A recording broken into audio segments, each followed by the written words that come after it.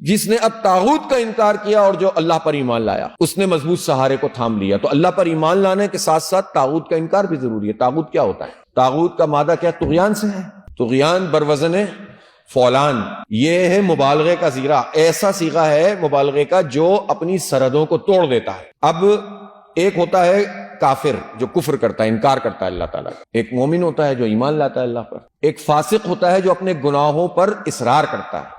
گناہ کرنے والا عاصی ہوتا ہے، اور جو گناہوں پر اصرار کرتا ہے، گناہ بدلتا نہیں ہے اور اس پر ڈٹ جاتا ہے، وہ فاسق ہوتا ہے۔ لیکن اس کی بھی ایک سپرلیٹو ڈگری ہے، وہ ہے طاغوت، جو نہ صرف انکار کرتا ہے بلکہ خدا کے مقابلے میں آ کر کھڑا ہو جاتا ہے نعوذ باللہ، اور کہتا ہے کہ اللہ کی بات نہیں چلے گی، میری بات چلے گی، میرا ورلڈ آرڈر چلے گا، میری طاقت کو تسلیم کرنا پڑے گا۔ وہ سامنے آ کر کھڑا ہو جاتا ہے۔ ہمارے بہت مفسرین نے طاغوت کا ترجمہ شیطان بھی کیا ہے، بت بھی کیا ہے، لیکن ان ترجموں سے بات پوری واضح نہیں ہوتی۔ طاغوت کا مطلب یہ ہے کہ وہ طاقت، وہ قوم، وہ فرد، وہ ملک جو انسانوں کے اوپر اپنی خدائی کو قائم کرنے کی بات کرے عملاً، اور کہے کہ میرے بغیر مسئلہ حل نہیں ہوگا، بس میں ہوں، اور وہ اللہ اور اس کے رسول کے برخلاف ہو، تو اس کی حیثیت طاغوت کی ہوتی ہے۔ اور طاغوت کا مطلب یہ ہے کہ جس طرح دریا میں یا سمندر میں طغیانی کا مطلب کیا ہے کہ سمندر میں یہ صلاحیت پیدا ہو گئی کہ وہ اپنے کنارے توڑ کر نکل جائے گا۔ جس طرح ہم کہتے ہیں نا کہ اللہ تعالیٰ رحمان ہے اور رحیم ہے۔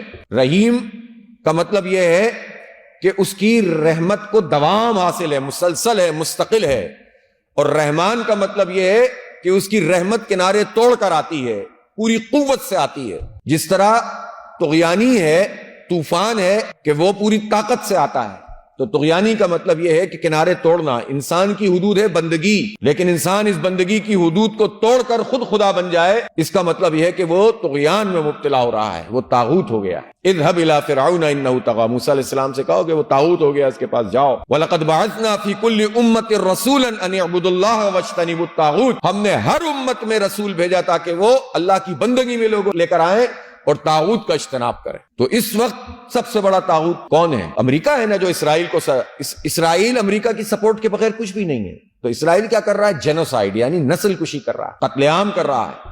سپورٹ کون کر رہا ہے؟ ڈالرز کون فراہم کر رہا ہے؟ اور خاموشی کون اختیار کیے ہوئے؟ مسلم حکمران۔ تو ان کا یہ ایک ایسا اتحاد بنا ہوا ہے جس سے مظلوم مزید مظلوم بنتے چلے جا رہے ہیں، اور امریکہ دنیا میں انسانی حقوق کا چیمپئن بنتا ہے، اور انسانیت کشی اور نسل کشی میں اسرائیل کی دہشت گردی کا ساتھ دے رہا ہے۔ تو اس طاغوت کا تو انکار کرنا پڑے گا نا، اس کے مقابلے میں آ کر کھڑا ہونا پڑے گا۔ یہ علیحدہ بات ہے کہ خود امریکہ میں ایسے لوگ موجود ہیں، ابا ضمیر لوگ، وہ مسلمان تو نہیں ہیں، لیکن وہ ہیں جو ان کی پالیسیوں کے خلاف فلسطینیوں کے حق میں کھڑے ہوئے ہیں۔ لیکن بدقسمتی سے مسلم معاشروں میں مسلم حکمرانوں کو وہ طاقت دے دی گئی ہے جس کے ذریعے سے وہ اپنے معاشروں کو کنٹرول کر لیتے ہیں۔